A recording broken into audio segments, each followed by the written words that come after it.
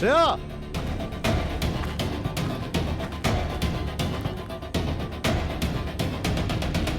শ্রেয়া, শ্রেয়া,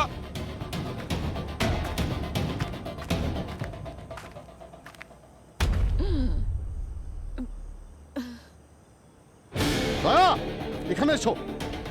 এই যে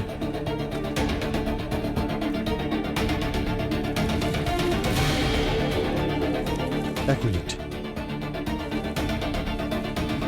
আমি কোদাল গাইতে নিয়ে আসছি। তাড়াতাড়ি। হ্যাঁ।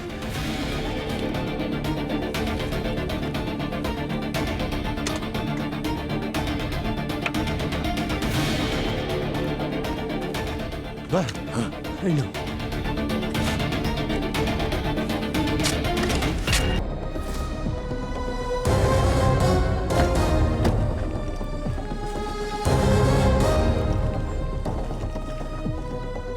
এই জায়গাটা তো একদম ফাঁকা। আচ্ছা, শ্রেয়া ভুল জায়গায় চলে আসেনি তো? ভাই, এই কোঅর্ডিনেটস তো এখানকারই। এসওএস এখান থেকেই হয়েছে। একবার ফোন করে দেখি।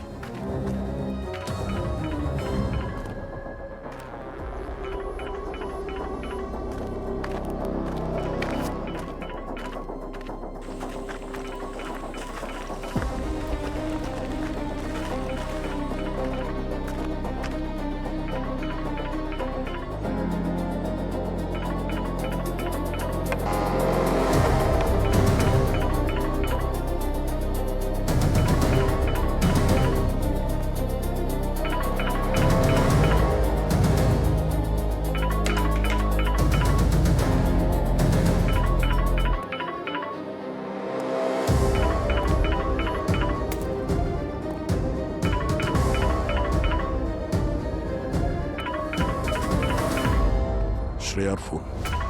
স্যার, ফোনটা তো ভেঙে গেছে দেখছি। স্যার, এমনটা হয়নি তো যে শ্রেয়া সরলাকে বাঁচাতে এসেছিল, সরলার স্বামী শ্রেয়ার উপর আক্রমণ করে আর হাতাহাতিতে এই ফোনটা ভেঙে গেছে? রবি, জানি না এক্স্যাক্টলি এখানে কি হয়েছিল, কিন্তু এখানে শ্রেয়া সরলা কেউই তো নেই। দুজনকেই খুঁজতে হবে। এ আপনারা?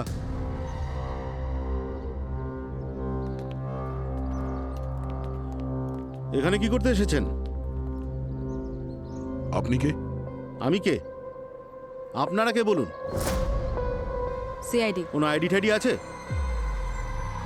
কিন্তু সিআইডি আমার বাড়িতে কি করছে? তোমার বাড়ি?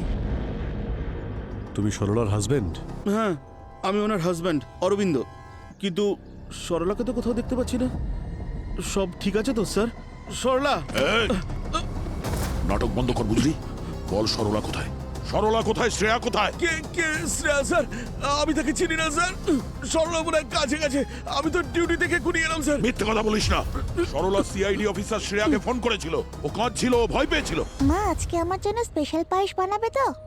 আচ্ছা ঠিক আছে, তাই হবে, প্রমিস।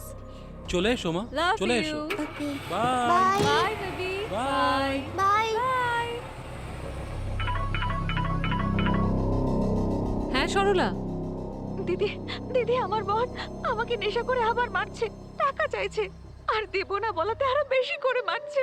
মারছে? তুমি ঠিক আছো তো? হ্যাঁ দিদি, আমি ঠিক আছি, কিন্তু আমার খুব ভয় করছে দিদি। আচ্ছা তুমি শান্ত হও, তুমি বলো তুমি কোথায়? দিদি, আমি ঘরে ঢুকে দরজা বন্ধ করে দিয়েছি। ও দরজা ভাঙার চেষ্টা করছে, যে কোনো মুহূর্তে ঢুকে পড়বে। দিদি বাঁচাও আমাকে তুমি। আমার কথাটা মন দিয়ে শোনো, তুমি ভেতরেই থাকো, একদম বাইরে বেরোবে না। আর দরজাটা ভেতর থেকে বন্ধ করে দাও, পারলে কোনো ভারী জিনিস দরজায় আটকে রাখো, ঠিক আছে? আমি এক্ষুনি আসছি। ঠিক আছে দিদি। পুরবি, আমার একটা কথা শোনো। একজন মহিলার গায়ে হাত দিবি তুই? হ্যাঁ? কি কি সব বলছেন স্যার?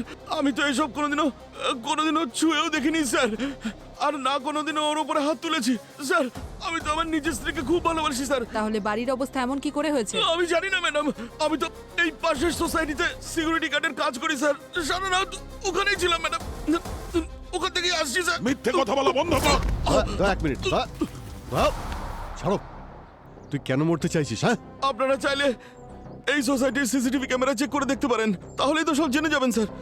সে তো আমরা চেক করবো। দয়া, এক মিনিট ভাই। দয়া, তুমি গাড়িতে গিয়ে বসো, আমি দেখছি। একটা কেস চলছে, আবার আরেকটা কেস না শুরু হয়ে যায়।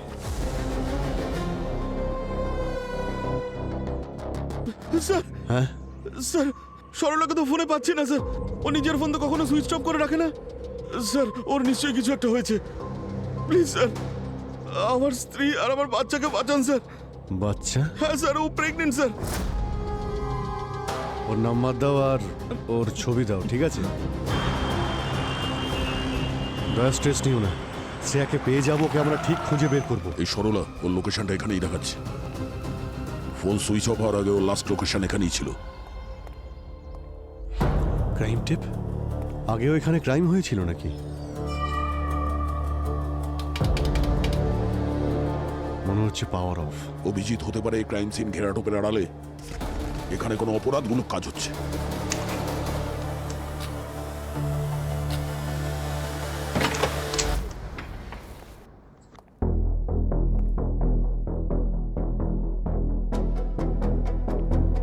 মনে হচ্ছে এই জায়গাটা অনেকদিন ধরে বন্ধ রয়েছে।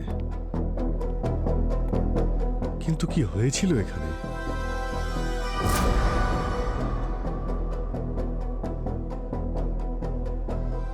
অভিজিৎ, এই দরজায় ক্রাইম সিনের ঘেরাটোপ আর এখানে এই পুলিশ মার্কার। তুমি ঠিকই বলছিলে, এটা ক্রাইম সিনই। কোনো ইনভেস্টিগেশন হয়েছে এখানে? সরলার ফোনের লাস্ট লোকেশনটা এখানে দেখাচ্ছে। ও এখানে কি করতে এসেছিল?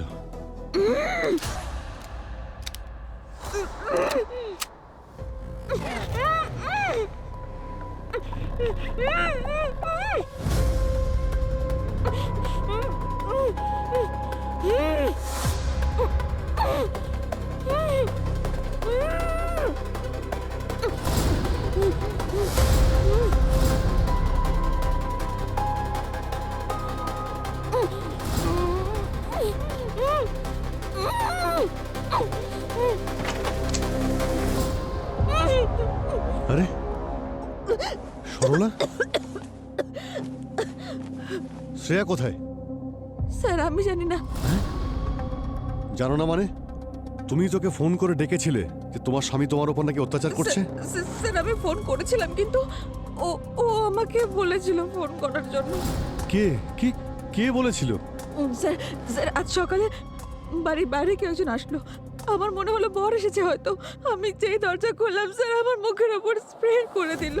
আমার চোখের সামনে সবকিছু কালো কালো হয়ে গেল। আমি কিচ্ছু বুঝতে পারিনি স্যার, আমি অজ্ঞান হয়ে গেলাম। চোখ খুলে দেখি আমি এখানে, এই অবস্থা। ওই মানুষটার মুখটা তো দেখেছো তুমি? না স্যার, ওই স্যার ঠান্ডার সময় পড়ে না মুখে, ওরকমের কিছু পড়েছিল স্যার। তাহলে জ্ঞান ফেরার পরে তো দেখেছো কি করছিল এখানে? স্যার ও আমাকে অনেক হুমকি দিয়েছে, খুব ভয় দেখালো আর বললো তুমি এখনই শ্রেয়া দিদিকে ফোন করো। আর বললো যেন আমি ফোন করে বলি যে আমার বর আমাকে খুব মারছে, ও যেন তাড়াতাড়ি চলে আসে এখানে। স্যার শ্রেয়া দিদি আসেনি। শ্রেয়া তোমাকে বাঁচাতে তোমার বাড়িতে গেছিল, তারপর থেকে ও নিখোঁজ। হে ভগবান, শ্রেয়া দিদি আমার জন্য বিপদে পড়েছে। ভগবান কি বলবো সব। ঠিক আছে সরলা, তুমি উঠে এসো। হ্যাঁ পুরবি, কি?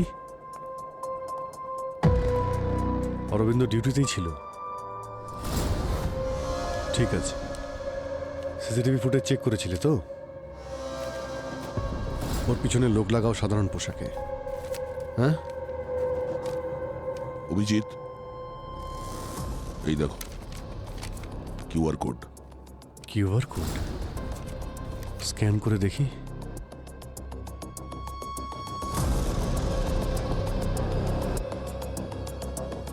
এ তো টাইমার স্টার্ট হয়েছে আর কাউন্টডাউন তো উল্টো চলছে। হ্যাঁ, ব্যাপারটা কি? এটা যখন জিরোতে পৌঁছবে তখন কি হবে? সেটাই তো জানি না অভিজিৎ। আর যাই হোক না কেন, আমাদের জন্য এটা ওয়ার্নিং। এই কিডন্যাপার সবকিছু টাকার জন্য করছে না, অন্য কোনো উদ্দেশ্য আছে। বিরাট বড় গেম খেলছে আমাদের সঙ্গে। স্যার একবার শুধু শ্রেয়া ফিরে আসুক। স্যার ওই কিডন্যাপাররা কিছু করে দেয়নি তো ওকে? ও ঠিক আছে তো? ও ঠিক আছে দয়া, ওর কিচ্ছু হবে না। ওই কিডন্যাপার শ্রেয়াকে কিডন্যাপ করার এত বড় প্ল্যান যখন বানিয়েছে, তাহলে কারণ ছাড়া ওর কোনো ক্ষতি করবে না। ও নিশ্চয়ই শ্রেয়ার মাধ্যমে আমাদের কাছে কিছু চাইছে, আর যতক্ষণ না ওর ডিমান্ড ফুলফিল হবে শ্রেয়ার কোনো ক্ষতিও করবে না।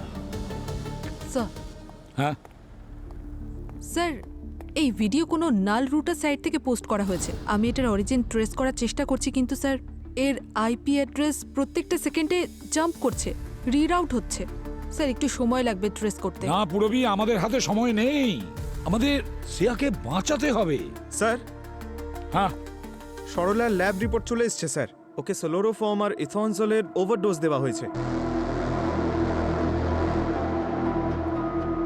এই কিডন্যাপিংটা অরবিন্দ আর সরলার কাজ হতে পারে না, এর পেছনে অন্য কেউ আছে।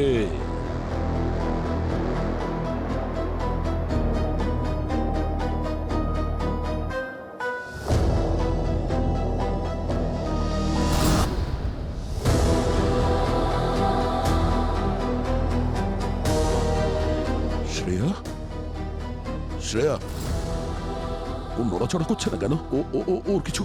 দয়া দয়া, শ্রেয়ার কিছু হয়নি। আর দেখো না, ওর শ্বাস চলছে তো। পুরবি, ওই স্পিকারের আইকনের ওপর তুমি একটু ক্লিক করো তো। স্যার ওখানে একটা ওয়েব ক্যাম লাগানো আছে আর ভিডিওটা এনক্রিপ্টেড মনে হচ্ছে। তার মানে স্যার আমরা শ্রেয়াকে শুনতে পারবো আর শ্রেয়া আমাদের। শ্রেয়া শ্রেয়া তুমি আমাদের কথা শুনতে পাচ্ছ? আমাদের আওয়াজ শুনতে পাচ্ছ?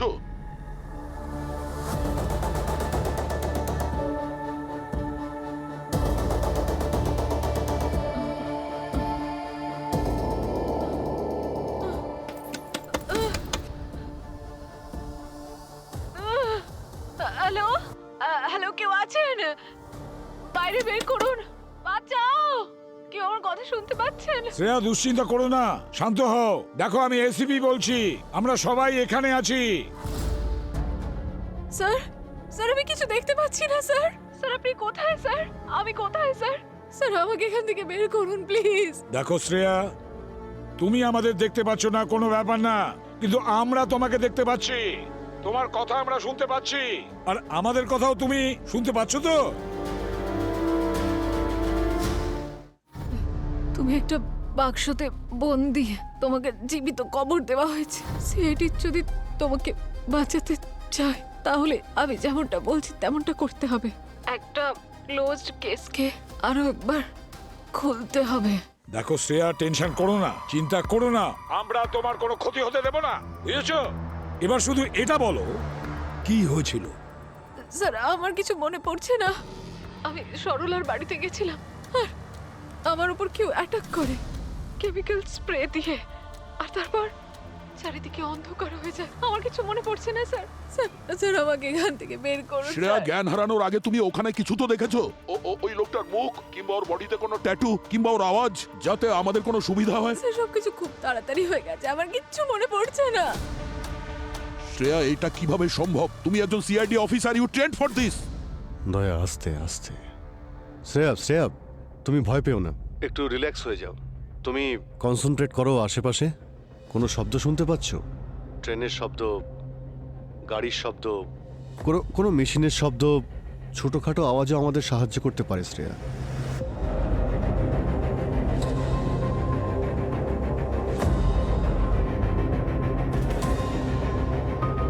এখানে বড্ড নিস্তব্ধতা স্যার, কোনো আওয়াজ শুনতে পাচ্ছি না। শ্রেয়া, আশপাশটা দেখো, আশেপাশে কোনো জিনিস, কোনো অবজেক্ট বা যে কোনো কিছু।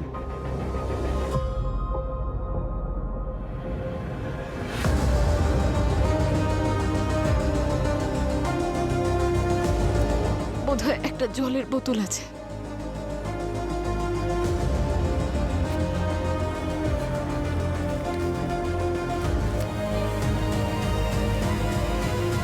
স্যার একটা পেপার আছে এখানে, সিআইডি লেখা আছে। দেখো কি লিখেছে। স্যার এতে কিছু একটা লেখা আছে। তাহলে পড়ে বলো আমাদের। তুমি তুমি একটা বাক্সতে বন্দি, তোমাকে জ্যান্ত কবর দেওয়া হয়েছে 6 গজ এর মাটির নিচে। অক্সিজেন সাপ্লাই আর মাত্র 7 ঘন্টা থাকবে। তোমার নিঃশ্বাস নেওয়ার উপর ডিপেন্ড করবে 7 ঘন্টা যথেষ্ট কিনা। সিআইডি যদি তোমায় বাঁচাতে চায় তাহলে আমি যেমনটা বলছি এমনটাই করতে হবে। একটা ক্লোজড কেসকে আবার ওপেন করতে হবে। এই কেসে যে যে লোকটাকে খুনের শাস্তি দেওয়া হচ্ছে তাকে নির্দোষ প্রমাণ করতে হবে, আর আর তাকে জেল থেকে বের করে আনতে হবে। সময় নষ্ট করো না, প্রত্যেকটা সেকেন্ড শ্রেয়াকে মৃত্যুর দিকে নিয়ে যাচ্ছে। Case number 147 by 2025। 1472025। আমি মরে যেতে চাই না দয়া স্যার। শ্রেয়া ভয় পেও না, আমরা আছি তোমার সঙ্গে, তোমার কিচ্ছু হতে দেবো না আমরা। যদি আমার কিছু হয়ে যায়, আমার মেয়েটাকে একটু আপনারা সামলে রাখবেন প্লিজ। আমি ছাড়া ওর তো আর কেউ নেই স্যার। আপনারা সবাই আমার ফ্যামিলির মতো, প্লিজ ওর খেয়াল রাখবেন আপনারা। শ্রেয়া আর এই ধরনের কথা বলবে না, বললাম না আমরা তোমাকে খুঁজে বার করবো, তোমার কিচ্ছু হবে না। রবি, পঙ্কজ, ওই কিডন্যাপার শ্রেয়াকে সরলার বাড়ি থেকে এখানে নিয়ে যেতে কোনো না কোনো গাড়ির ব্যবহার নিশ্চয়ই করেছে। তোমরা সরলার বাড়িতে যাও, আশেপাশে খোঁজ নাও, নেবারদের জিজ্ঞেস করো, সিসিটিভি ফুটেজ চেক করো, দেখো যদি কিছু জানতে পারো। অভিজিৎ, দয়া, স্যার একটা কাজ করো, এই কেসটাকে খোলো 1472025 কে। যদি কিডন্যাপার চায় না যে ওই খুনিকে নির্দোষ প্রমাণ করবে, তাহলে আমরা তাকে সাহায্য করব। যদি আমাদের শ্রেয়াকে বাঁচাতে হয় তবে। ইন্সপেক্টর সাহেব, আমাদের কাজ একটু তাড়াতাড়ি করে দেবেন। মানছি যে কেসটা একটু পুরনো, কিন্তু আমাদের কাছে প্রত্যেকটা সেকেন্ড ইম্পর্টেন্ট। আরে দয়া স্যার, এই কেসটা তো অনেকদিন আগে বন্ধ হয়ে গেছে, তাহলে এত আর্জেন্সির কারণটা কি ভাই? একজন সিআইডি অফিসারের জীবন যেতে চলেছে, এর থেকে আর্জেন্ট কিছু আছে? আরে ফাইল এখনো পর্যন্ত নিয়ে এলো না। আরে ফাইল আনতে কত সময় লাগে? 3 মাস আগে আননোন নাম্বার থেকে কল আসে। সেই কলার বলেছিল যে ওয়াসেই ব্রিজের কাছে কাউকে কিছু বেশ বড় কিছু, মানে হেভি জিনিস ছুঁড়ে ফেলতে দেখেছে।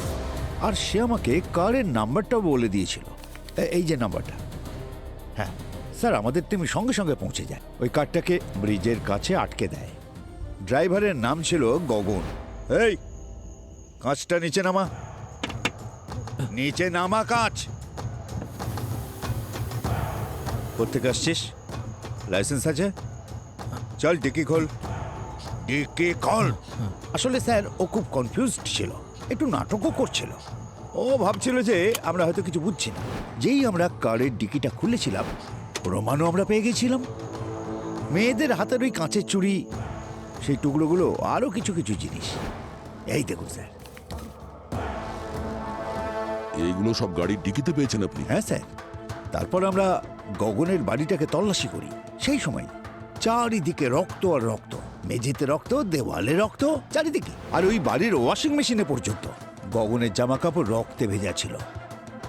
এই যে, এই নিন স্যার।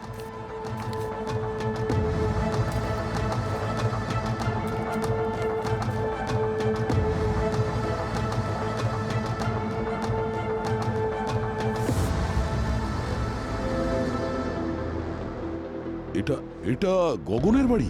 হ্যাঁ স্যার। এটা তো সেই জায়গা যেখান থেকে সরলাকে পেয়েছিলাম।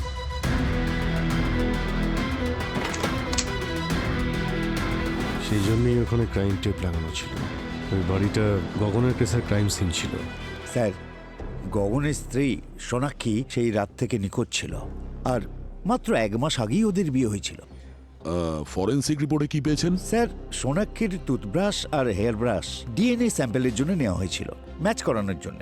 ওই বাড়িতে পাওয়া রক্ত আর ওই গাড়িতে পাওয়া রক্তের সঙ্গে ওর ডিএনএ ম্যাচ করে যায়। ওই বডিটা আমরা খুঁজে পাইনি স্যার, আজও পর্যন্ত পাইনি। প্রমাণ এতটাই স্ট্রং ছিল যে কোর্ট বডি না পেলেও গগনকে দোষী প্রমাণ করে শাস্তি দিয়ে দেয়। একটু ওই ফাইলটা দিন তো, কেস ফাইল। হ্যাঁ প্লিজ। Thank you. গগন কিছু কি বলেছে? এই সব কিছুর পিছনে মোটিভ কি ছিল? স্যার, সোনাক্ষীর বাবা মারা স্টেটমেন্ট দিয়েছেন গগন নাকি পণ চাইতো, মানে অনেক কিছু চাইতো আর কি। আর নতুন গাড়ি পাওয়ার জন্য ঝগড়া করতো, এমনকি নিজের স্ত্রীকেও মারধরও করতো নাকি। আর স্যার, যখন এই নিয়ে পুলিশে কমপ্লেন করা হলো, তখনই গগন নিজের স্ত্রী সোনাক্ষীকে মেরে ফেলেছিল। এই ফাইলে গগনের কনফেশন নেই? না স্যার, গগন কখনো কনফেসই করেন। ওর এটা পর্যন্ত মনে নেই যে যখন ওর জ্ঞান ফিরেছিল ও ব্রিজের কাছে কেন গিয়েছিল। ও এটাও বুঝতে পারেনি যে ওর সাথে কি হচ্ছে। ওর কিচ্ছু মনে নেই স্যার, কিচ্ছু বলতে পারেনি স্যার। যদি গগন মিথ্যে কথা না বলে, হতে পারে কেউ ওকে ফাঁসাচ্ছে। গগনের ফ্যামিলি ব্যাকগ্রাউন্ড, কোনো relative?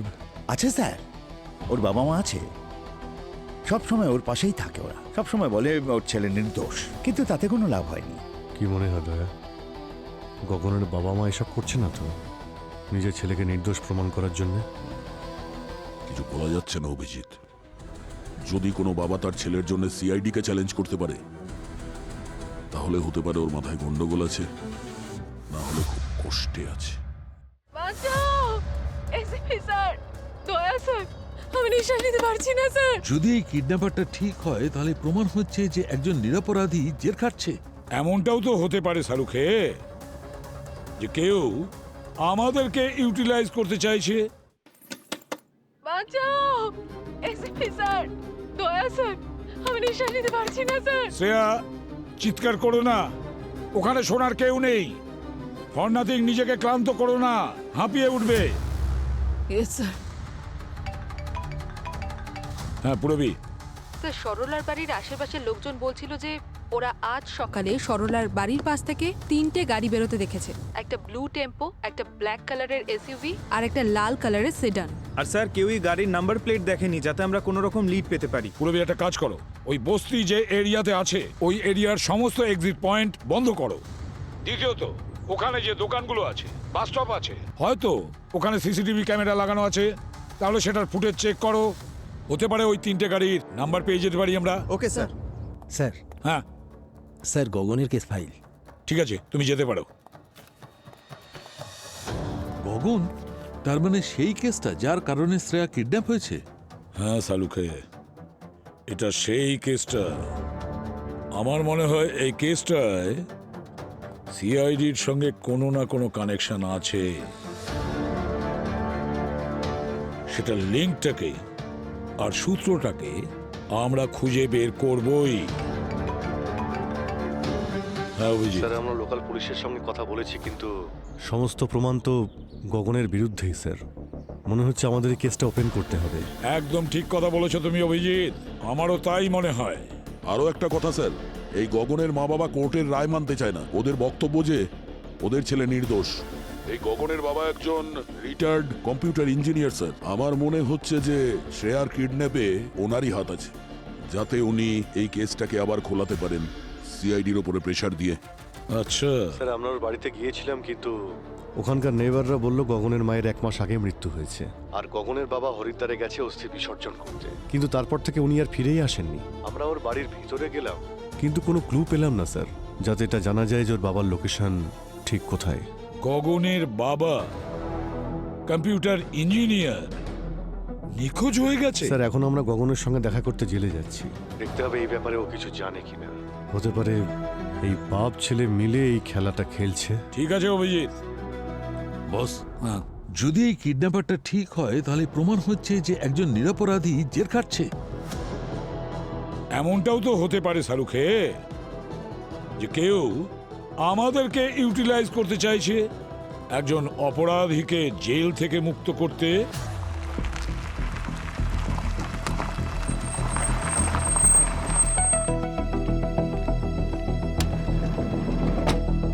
By bye bye by.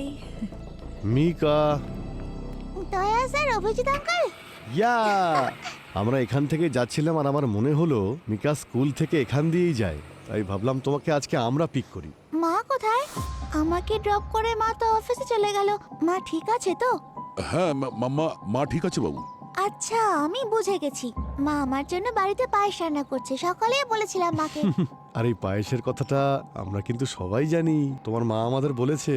আজ যখন ও অফিস থেকে বেরোচ্ছিল তোমার জন্য পায়েস বানাতে, তখনই হঠাৎ করে ওর একটা ফোন আসে।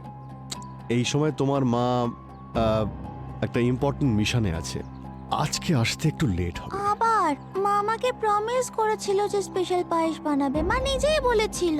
হ্যাঁ বাবু, তুমি তো জানো যে তোমার মা প্রমিস করলে সেটাকে পূরণ করে। আজও আসবে, প্রমিস পূরণ করবেও। প্রমিস তো দয়া স্যার?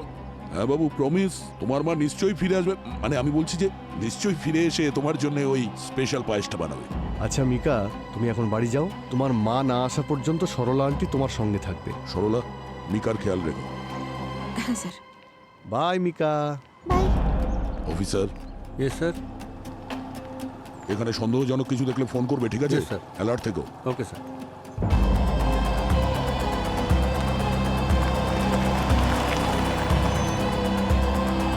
স্যার আমি কিচ্ছু করিনি, আমি আমার ওয়াইফকে মার্ডার করিনি স্যার।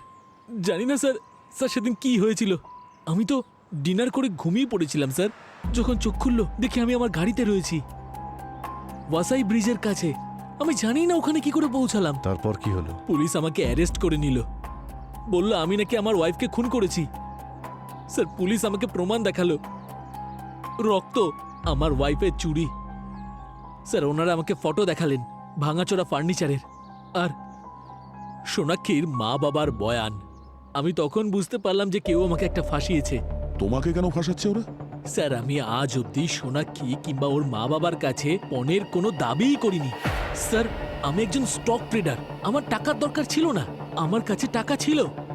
স্যার আমি জীবনে কোনোদিনও সোনাক্ষীর গায়ে হাত তুলিনি। আর হাত কেন স্যার, আমি আজ অবধি ওর উপরে চিৎকার করিনি। মানে সোনাক্ষীর মা বাবাও মিথ্যে কথা বলছে? জানি না স্যার, সোনাক্ষীর মা বাবা মিথ্যে কথা বলছে নাকি সোনাক্ষী নিজে। তার মানে হতে পারে যে সোনাক্ষী ওর মা বাবাকে বলেছে ওর গায়ে হাত তোলার কথাটা আর পণ নেওয়ার কথাটা, আর সোনাক্ষীর মা বাবা নিজেদের মেয়ের কথাই বিশ্বাস করেছেন। কিন্তু স্যার আমাকে সোনাক্ষী ফাঁসিয়েছে। স্যার সেদিন ও নিশ্চয়ই খাবারের মধ্যে এমন কিছু মিশিয়েছিল যে খাবার খাওয়ার পরে আমার এত গভীর ঘুম পায় যে আমি বুঝতেই পারিনি কি হচ্ছে। আর স্যার তারপরে সোনাক্ষী সবকিছু প্ল্যান করেছে। ও নিজে ফার্নিচার ভেঙেছে, রক্ত ছড়িয়েছে, আর আমার ফিঙ্গারপ্রিন্টস, সমস্ত এভিডেন্স প্ল্যান করেছে, আর আমাকে গাড়িতে বসিয়ে ওয়াসাই ব্রিজের কাছে ছেড়ে দিয়েছে। স্যার কেউ আমার কথা বিশ্বাস করেনি, না পুলিশ অফিসাররা না court. Sir please sir, sir sir আমি আপনারা প্লিজ আমার কথাটা বিলিভ করুন স্যার। আমি সত্যি বলছি কিচ্ছু করিনি স্যার। তোমার বাবা মা তোমার কথায় বিশ্বাস করেছিলেন তো? এখনো কি করেন? শুধুমাত্র ওরা দুজনই যারা আমার কথা বিশ্বাস করেছিল। আমার মা এই বদনামি, লোকেদের কথা আর আমার বিরুদ্ধে করা অভিযোগ সহ্য করতে পারেনি। আমার মা সুইসাইড করে ফেলে স্যার। তোমার বাবার সঙ্গে তো কথা হয় না তোমার? না স্যার, মায়ের চলে যাওয়ার পর এই ধরুন প্রায় মাসখানেক আগে একটু কথা হয়েছিল। আপনারা এরকম কেন জিজ্ঞাসা করছেন? স্যার আমার বাবা ঠিক আছেন তো? ওনার কিছু হয়নি তো? হে ভগবান, জীবনের একটা ভুল ডিসিশন আমার সবকিছু শেষ করে দিল। ভুল ডিসিশন মানে? বিয়ের আগে সোনাক্ষীর একটা ছেলের সঙ্গে অ্যাফেয়ার ছিল, আর আমি এ ব্যাপারে পুরো নিশ্চিত স্যার। এই সব কিছুর পেছনে ওর বয়ফ্রেন্ড ওকে সাহায্য করেছে স্যার। আমার কপালটা দেখেছেন স্যার, ওরা নিজেদের লাইফটাকে এনজয় করছে, আর আমি শাস্তি ভোগ করছি সেই অপরাধে যেটা আমি কোনোদিন করিনি। তুমি নিজেকে জেল থেকে বার করবার জন্য কোনো চক্রান্ত করছো না তো? এটা আপনি কি বলছেন স্যার? আমি বুঝতে পারলাম না। মানে এটা যে তোমাকে জেল থেকে বের করার জন্য সিআইডির উপর কেউ প্রেসার দিচ্ছে। সিআইডির এক অফিসারকে কিডন্যাপও করা হয়েছে। স্যার সিআইডি অফিসারকে কিডন্যাপ করেছে? সেই জন্যই তোমাকে বারবার জিজ্ঞেস করছি, শেষবার তোমার বাবার সঙ্গে কবে দেখা হয়েছিল তোমার? আচ্ছা স্যার, আপনাদের এটা মনে হচ্ছে না তো যে আমাকে ছাড়ানোর জন্য আমার বাবাই সব কিছু করেছে?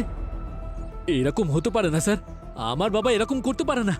উনি তো বেচারা হার্টের পেশেন্ট স্যার। এখন বলো তোমার বাবার সঙ্গে কবে কথা হয়েছিল, কোথায় থাকেন উনি?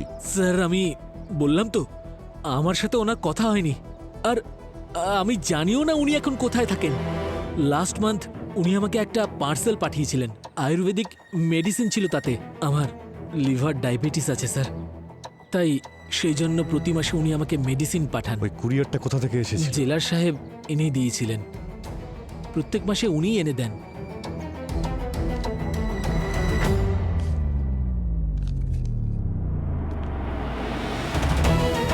ডক্টর সালুকে কিছু পেয়েছেন? এমন কিছু যাতে আমরা প্রমাণ করতে পারি যে গগন তার স্ত্রীকে খুন করেনি? না ভাই, সমস্ত এভিডেন্স এই কথাই বলছে যে গগনই সোনাক্ষীকে মেরেছে। এটা কিভাবে সম্ভব স্যার? গগন বারবার বলছে যে ওকে ফাঁসানো হয়েছে।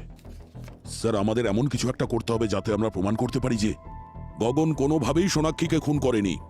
আর তাছাড়া যত তাড়াতাড়ি সম্ভব আমাদের শ্রেয়াকে বাঁচাতে হবে, সময় পেরিয়ে যাচ্ছে। বুঝে উঠতে পারছি না যে এমন মনে হচ্ছে সবকিছু ওই ক্রাইম সিনের মধ্যে যত এভিডেন্স আছে সমস্তটা যেন সাজানো, সবকিছু যেন হাতের কাছে রেখে দিয়েছে সাজিয়ে। এই দেখো ফার্নিচার, এই চুড়ি, এই দেখো রক্ত, রক্তের ছাপ, সব যেন আমরা সহজেই পেয়ে যাই। হ্যাঁ স্যার, গগন তো বলছেই যে ওর স্ত্রী প্ল্যান করেছিল ওকে ফাঁসানোর জন্য। অনেকবারই অপরাধীরা কোনো না কোনো ভুল করে, আর একটা ভুল লুকোতে ওরা অনেকগুলো ভুল করে বসে।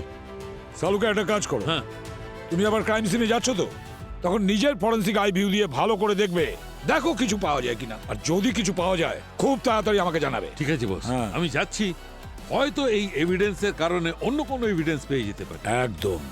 এবারে আমাদের টার্গেট এমন ক্রিমিনালকে যার শাস্তি অলরেডি হয়ে গেছে, তাকে নির্দোষ প্রমাণ করে ছাড়বো।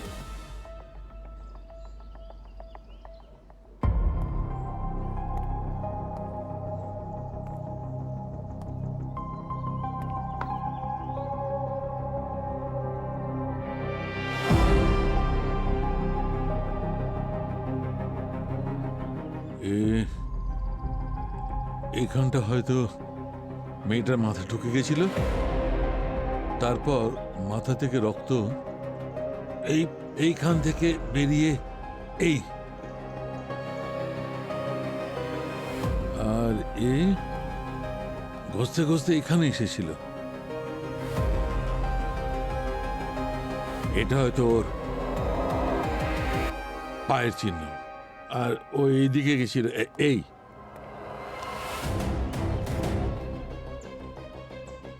এইখানে হয়তো নিজেকে সামলানোর জন্য হাত রেখেছিল, রক্তের দাগ লেগেছে, এটা পায়ের চিহ্ন। এখানে কোনো গন্ডগোল আছেই বস। আপনার এটা কেন মনে হচ্ছে? মেয়েটার হাইট হবে এই 5 ফুট 2 ইঞ্চি, আর ছেলেটার হাইট হবে 5 ফুট 10 ইঞ্চি। 5 ফুট 10 ইঞ্চির একটা লোক কোনো মেয়েকে, 5 ফুট 2 ইঞ্চির মেয়েকে মেরেছে এইভাবে অথবা এইভাবে। রক্ত যেটা বেরোবে সেটা দেওয়ালে যাবে ওর ঘাড়ের নিচে, এখানে প্রায় 4 ফুট উঁচু থেকে নিচের দিকে নামতে থাকবে। কিন্তু ভাই এখানে দেখো, এই দেওয়ালে এখান থেকে রক্ত কত উঁচু থেকে পড়ছে, মানে ছেলেটার হাইটের থেকে ওপরে প্রায় 7 ফিট, যেটা কিনা I think it is impossible. Correct. Doctor সালুকে এটাও তো হতে পারে যে খুনি নিচে থেকে ওপরের দিকে মেরেছে। করে দেখাও কেমন করে মেরেছে, মনে করো আমি সেই মেয়েটা, মেরে দেখাও। এই দেখলে তোমার হাতটা কেমন করে গেল?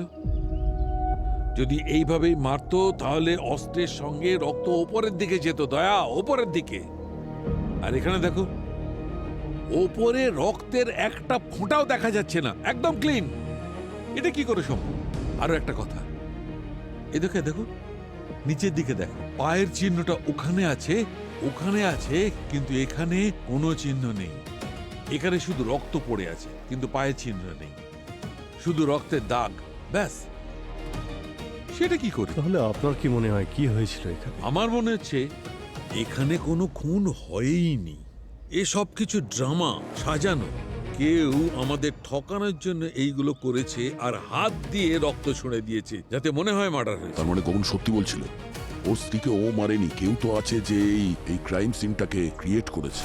সোনাক্ষীর লাশও পাওয়া যায়নি, হতে পারে ও এখনো বেঁচে আছে। হ্যাঁ, কিন্তু শুধু এই ব্লাডের প্যাটার্ন দেখে গগনকে তো নির্দোষ প্রমাণিত করতে পারি না। আমাদের সোনাক্ষীকে খুঁজতে হবে, না হলে ওকে জেল থেকে ছাড়ানো সম্ভবই নয়। অভিজিৎ, সোনাক্ষীকে খোঁজার মতো সময় আমাদের হাতে নেই, আর আমরা তো এটাও জানি না যে সোনাক্ষী কোথায় আছে। আর শ্রেয়াকে খুঁজে পেতে গেলে তো কিডন্যাপার পর্যন্ত পৌঁছতে হবে। You are right. হ্যাঁ পঙ্কজ, বলো, কিছু পেলে নাকি? স্যার, গগনের বাবার অ্যাড্রেস পেয়েছি। কুরিয়ারের লোকটা ওকে চিনেছে।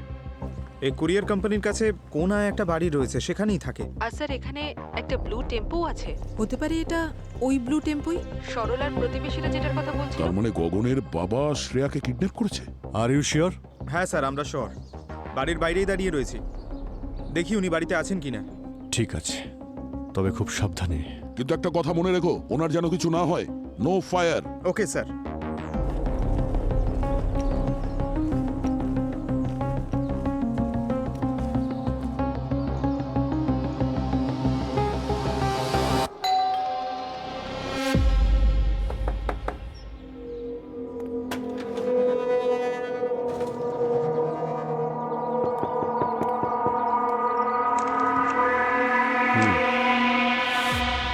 সিআইডি কিছু প্রশ্ন করার আছে।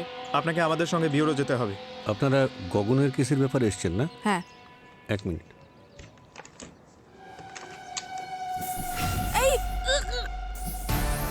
আরে রবি, ঠিক আছো?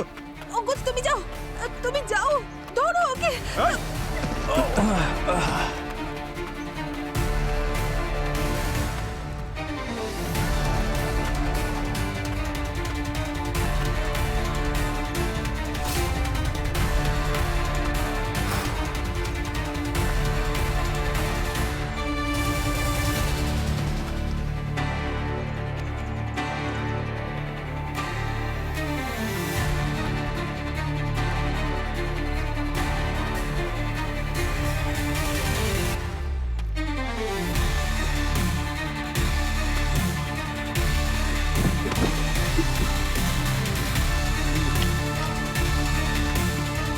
Good.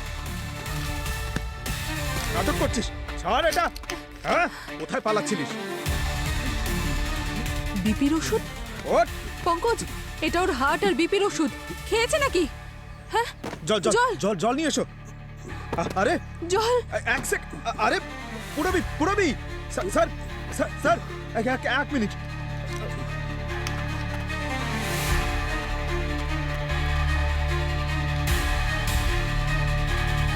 পুরবি পুরবি, তাড়াতাড়ি জল নিয়ে এসো। এই যে জল জল জল জল জল। Sir, sir.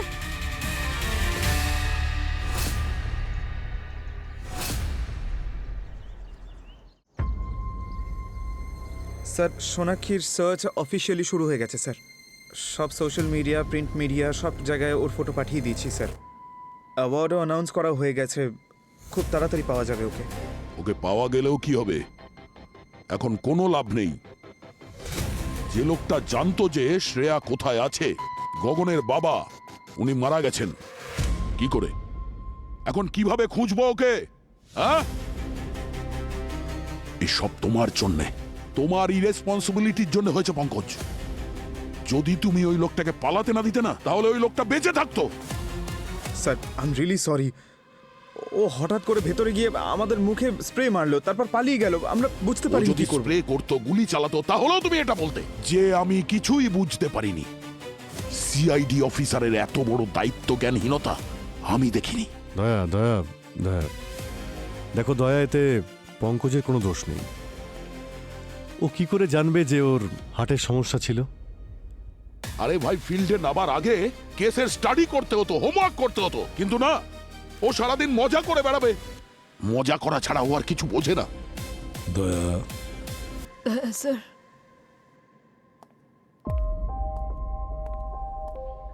আমার মেয়েটাকে আপনি একটু দেখবেন। হ্যাঁ, যদি আমার আমার কিছু হয়ে যায় তাহলে। শ্রেয়া, শ্রেয়া, দেখো, ভেঙে পড়লে হবে না তো। তুমি একজন সিআইডি অফিসার। আচ্ছা, এটা বলো যে তোমার ওখানে আশেপাশে কোনো আওয়াজ শুনতে পাচ্ছ? গান, কোনো স্মেল, যাতে আমাদের সুবিধা হয়।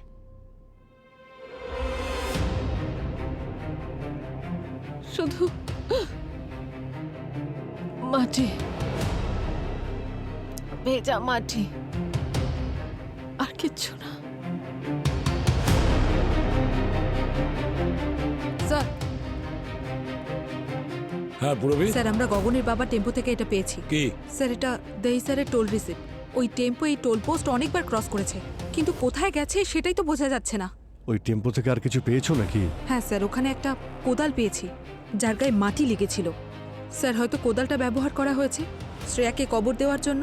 শালুকে একটা কাজ করো, আবার মাটিটা নাও আর খোঁজ নাও ওই মাটিটা কোথাকার, কোন এরিয়ার। ওকে ওকে। আর তোমরা সবাই মিলে একটা কাজ করো, দেহি স্যারের ওই টোল ট্যাক্সের এরিয়াতে যাও। ওই এরিয়ার প্রত্যেকটা জায়গা ভালো করে দেখো, নির্জন এলাকা, ময়দান এলাকা, সব জায়গায়। শ্রেয়াকে ওখানেই বোধহয় লুকিয়ে রেখেছে। খুঁজে বের করো শ্রেয়াকে। খালি হাতে তোমরা ফিরো না।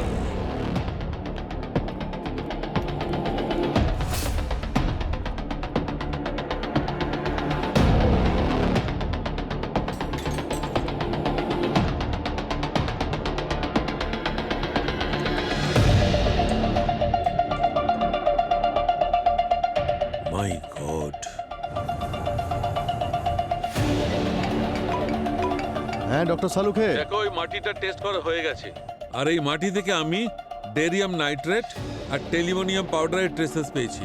আর একটা কথা মনে রেখো অভিজিৎ, ডেরিয়াম নাইট্রেট আর টেলিমোনিয়াম পাউডার বাজি তৈরি করার কাজে লাগে। তার মানে এটা এমন একটা জায়গা যার আশেপাশে বাজি তৈরি হয়। মানে শ্রেয়াকে কোনো বাজি কারখানার আশেপাশে রাখা হয়েছে। এই স্যার চেকপোস্টের কাছাকাছি একটা ইন্ডাস্ট্রিয়াল বেল্ট আছে, খুব ছোট ছোট ইউনিট আছে যারা বাজি তৈরি করে, আর তার আশেপাশে কোনো উর্বর জমি নজরে পড়লে ভালো করে দেখো। স্যার স্যার দুটো ফ্যাক্টরি ডিটেক্ট করা যাচ্ছে, একটা কোস্টাল ফায়ারওয়ার্কস আর একটা গ্রিন স্টার ম্যানুফ্যাকচারিং। দুটো লোকেশনেই আপনাদের পাঠাচ্ছি। রবি একটা কাজ করো, তোমরা কোস্টাল ফায়ার ওয়ার্কসের দিকে যাও, আর আমি আর দয়া গ্রিন স্টার ফায়ার ওয়ার্কসের দিকে যাচ্ছি। স্যার তাড়াতাড়ি করো অভিজিৎ, তাড়াতাড়ি, আমাদের হাতে মাত্র 10 মিনিট সময় আছে।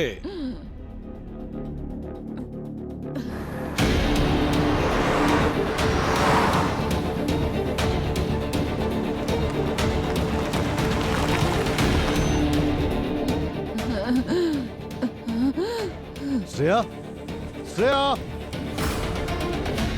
শ্রেয়া,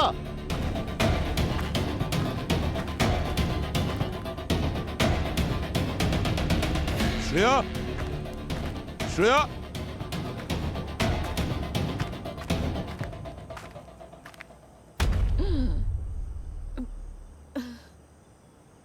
দয়া এখানে এসো। এই যে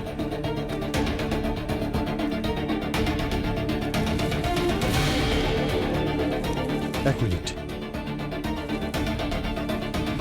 আমি কোথাও গাড়িতে নিয়ে আসছি। তাড়াতাড়ি। হ্যাঁ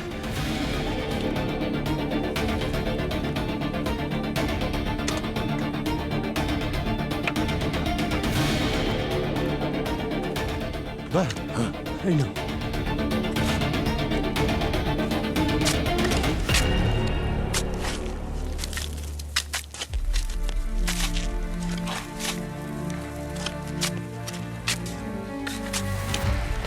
এক মিনিট, এক মিনিট, এক মিনিট। অত আছে এখানে।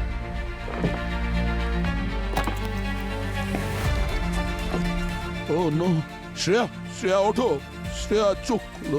শ্রেয়া, নিঃশ্বাস পড়ছে না, পালস নেই। Shreya, hello ambulance. শ্রেয়া ওঠো।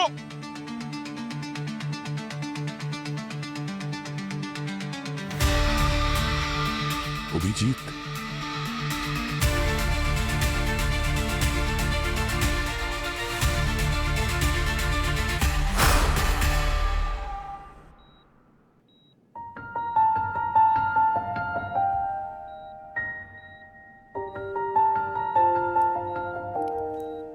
শ্রেয়া, মা তুমি উঠে পড়েছো? হ্যাঁ বাবা, তুমি ঠিক আছো? হ্যাঁ আমি একদম ঠিক আছি, আর দয়া আঙ্কেলও।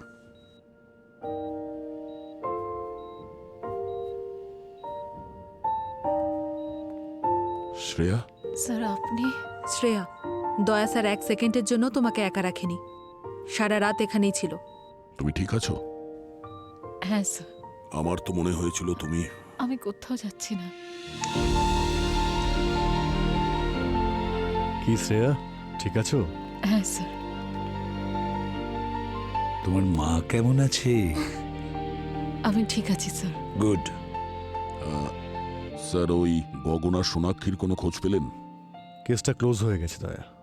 সোনাক্ষী হিমাচলে ধরা পড়েছে ওর সিক্রেট লাভারের সঙ্গে। দুজনকে অ্যারেস্ট করা হয়েছে। মানে আমাদের সন্দেহটা ঠিকই ছিল। সোনাক্ষী জেনে শুনে ওর স্বামী গগনকে ফাঁসিয়েছিল। আমি কখনোই গগনকে বিয়ে করতে চাইনি, কিন্তু বাড়ির লোকেরা জোর করে ওর সঙ্গে আমার বিয়ে দিয়ে দেয়। ও খারাপ লোক ছিল না, কিন্তু আমি ওকে ভালোবাসতে পারিনি। আমি অন্য কাউকে ভালোবাসতাম আর ওর সঙ্গেই থাকতে চেয়েছিলাম। সেই জন্য আমরা দুজন মিলে ওকে সরিয়ে দেওয়ার প্ল্যান করলাম। আমরা ওর উপর আমার খুনের মিথ্যে কেস করলাম। আমার রক্ত সারা ঘরে ছড়িয়ে দিলাম, আর সবকিছু ভেঙে চুরে দিয়েছিলাম। তারপর পালিয়ে গেলাম।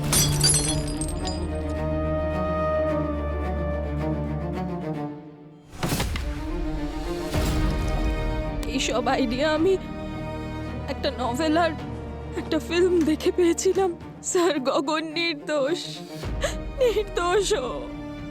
আমরা দুজন মিলে ওকে ভাসিয়েছিলাম। ভুল করেছে গগনের বাবা, মস্ত বড় ভুল করেছে। আর ও যা কিছু করেছে নিজের নির্দোষ ছেলেকে বাঁচানোর জন্য করেছে।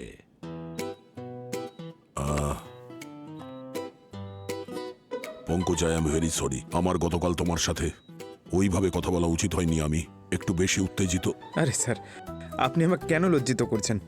আরে একজন বুদ্ধিমান ব্যক্তি বলেছেন সিনিয়রের বকা শুনলেই জুনিয়ররা সিনিয়র হতে পারে।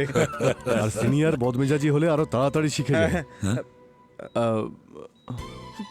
না স্যার, ওই হ্যাঁ, মানালির কেসটা নিয়ে আপনার সঙ্গে একটু কথা ছিল। হ্যাঁ, তাড়াতাড়ি আসুন, get well sir. Soon.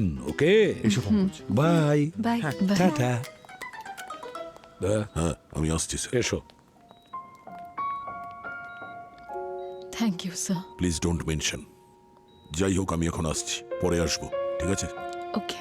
By বাবু। তুমি তোমার প্রমিস রেখেছো, থ্যাংক ইউ। কোন প্রমিসটা? মাকে ফিরিয়ে আনার প্রমিস। হো, তুমি এরকমই হাসি খুশি থেকো।